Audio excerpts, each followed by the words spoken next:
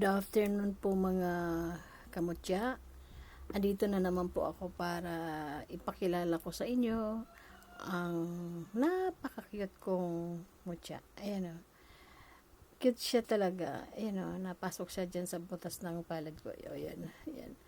Ang cute niya. Yan po syempre love na love ko yan kasi ang cute.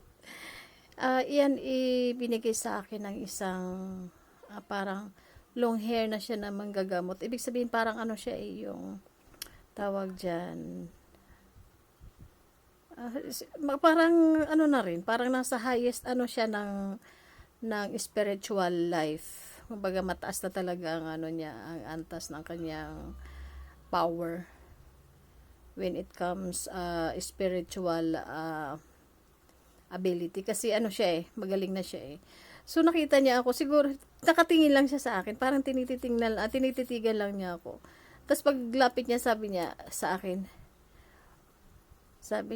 alam mo bang pwede ka nang gumanap? Sabi ko, anong gumanap? Sabi ko, ano namang ganap yan? Sabi niya, sabi ko, hindi po ako, okay na ako po, wala na akong ano siya. Sabi ko, okay pala, parang, wala na akong kwento sa kanya. So siya na ang nagsabi sa akin na gano'n.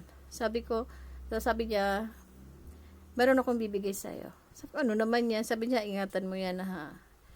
Yun, ito ang binigay niya sa akin. Tuwan-tuwa naman ako Ako pa napakahilig ko talaga ng mga mutya.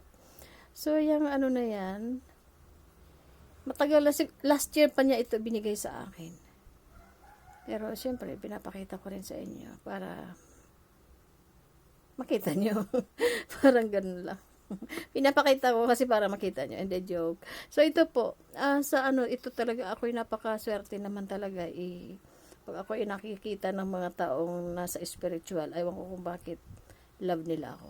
Nagbibigay sila sa akin ng something. Syempre, ako naman, alam nga naman, tatanggapin ko agad.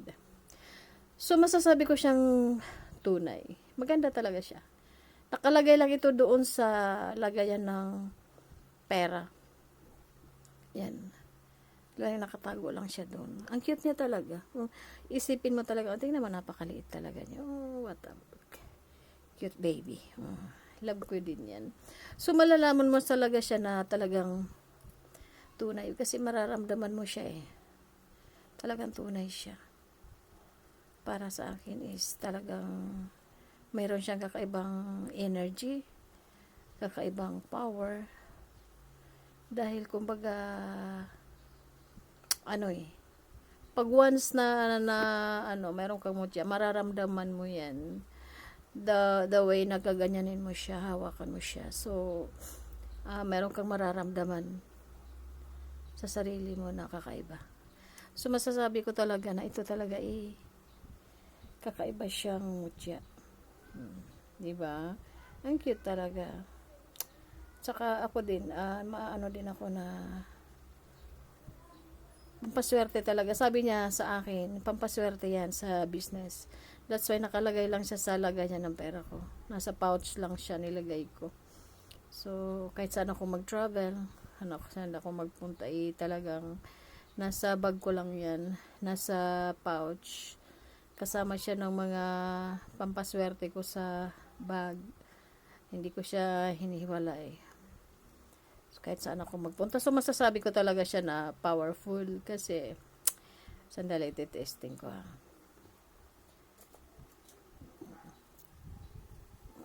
Ito pa. Yan. This is, ano ba yan?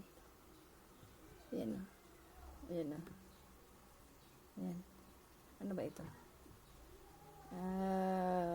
Yan Hindi pala nakikita.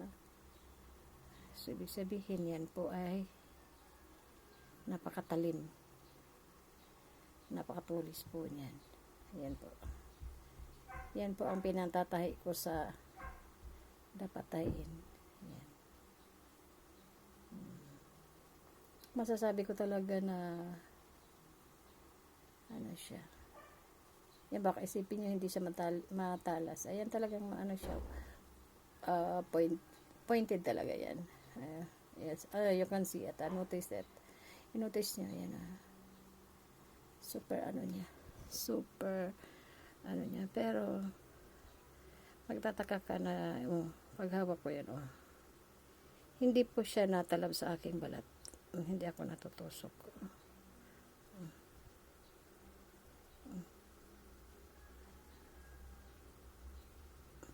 Ayaw eh. Ibig sabihin, powerful talaga siya. Napakaliit lang niya, pero grabe ang kanya.